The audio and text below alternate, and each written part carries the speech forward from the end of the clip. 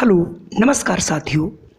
मैं हूं नारायण पटेल, आपके अपने चैनल पे। आज मैं पुनः आप लोगों के लिए लेके आया हूं कि मिशन प्रेरणा के अंतर्गत जो ग्रेडर लर्निंग परीक्षाएं होंगी आपको 2021 तक, तो सबसे पहले हम आरंभिक परीक्षण प्रश्न पत्र कैसे बनाएं और अपनी कठिनाइयों को कैसे दूर करें, इसी को लेकर के हम आए हैं। कक्षा 3 का विषय हिंदी, यानी अगर हम ये प्रश्न पत्र बना लेते हैं और बच्चों की परीक्षाएं ले लेते हैं तो हमें पता चल जाता है कि हमारे बच्चे किस स्तर के और मुझे क्या तैयारी करनी है।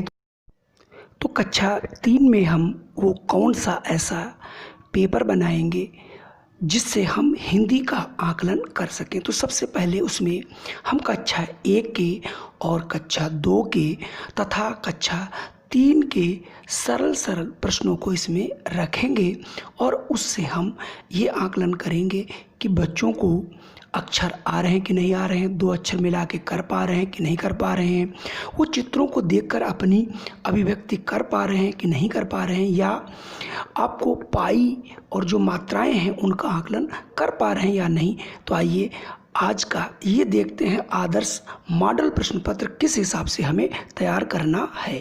तो सबसे पहले हमारा जो प्रश्न है, नीचे दिए गए वर्णों को पढ़िए, यानी बच्चों को देखते हैं कि उन्हें अक्षरों का ज्ञान है या नहीं। अगर अक्षरों का ज्ञान है तो प्रश्न संख्या 2, नीचे दिए गए शब्दों को पढ़िए जिसमें बिना मात्रा के शब्द आपको दिए गए हैं और वे बच्चों को आपको आराम से उन्हें पढ़वाना है 2-2 अक्षरों को मिला करके।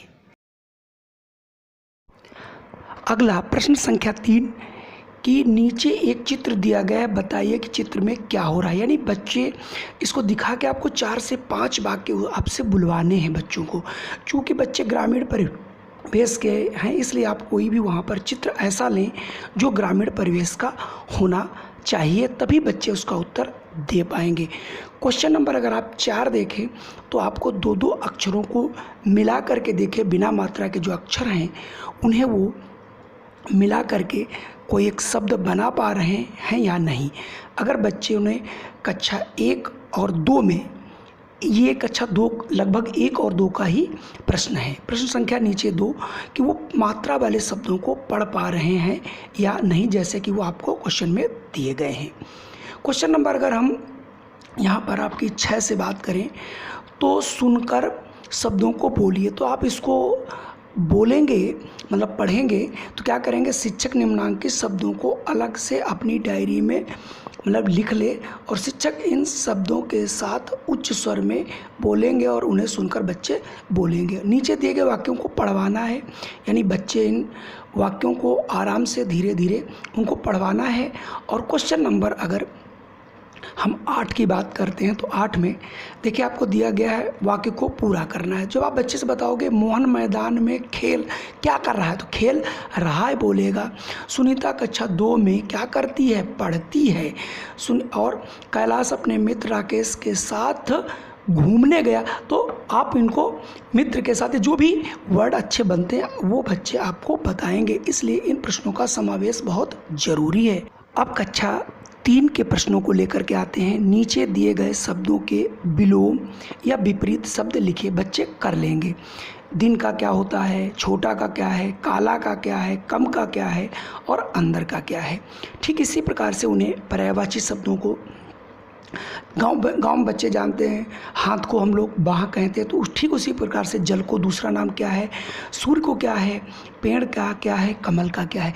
कि मतलब आपको सारी चीज़ें, सारे प्रश्नों को ऐसे लेने हैं जो उनके कोर्स के हों और उन्हें उन प्रश्नों के उत्तर बहुत सहजता से हमें पूछने हैं। तो आइए हम आगे बढ़ते हैं, क्वेश्चन नंबर 11 की ओर देखते हैं। अगला क्वेश्चन, तो अगला है कि आपको एक क्या करना है, एक अनुच्छेद देना है और उस अनुच्छेद को देखें कि छोटा सा अनुच्छेद हो, पाई मात्राएं हों और उन्हें वो आराम से पढ़ लेता हो। जैसे नीचे दिया गया है, सोनू के घर में गाय है, गाय हरी घास खाती है, वह मीठा दूध देती है। सोनू की माँ गाय के दूध से दही और घी बनाती है। सोनू और उसकी बहन गाय के साथ खेलते हैं, खेलते समय दोनों बहुत खुश होते हैं। अब उस पर आधारित है गाय किसके पास है, तो आप बच्चा समझ के बताएगा गाय क्या खाती है, बताएगा। सोनू और उसकी माँ गाय के के साथ क्या क्या बनाती है, तो उसको बना के मतलब जो जो बनाती है ऊपर बता देगा बच्चा। सोनू और उसकी बहन कब बहुत खुश होते हैं, ये भी प्रश्न बच्चों से धीरे धीरे लिखवाने हैं, जिससे बच्चे दिए गए अनुच्छेदों को पढ़कर समझ कितनी विकसित हुई ये वो जान सकें। अगला प्रश्न, बच्चे की अभिव्यक्ति व्यक्त करने के लिए आप उससे एक प्रश्न दे सकते हैं कि आप किस किस बातों पर खुश होते हैं, कोई 3 बातें लिखिए। तो उसमें आपको 3 बातें बच्चा बताएगा, मेरे मामा आते हैं, या मुझे पढ़ने में खुशी होती है, या फिर मुझे खेलने में खुशी होती है। इस प्रकार से हम कक्षा 3 का आकलन कर सकते हैं। साथियों, आज का ये जो वीडियो था आपको कैसा लगा, आप अपनी प्रतिक्रिया हमें कमेंट बॉक्स में अवश्य दें।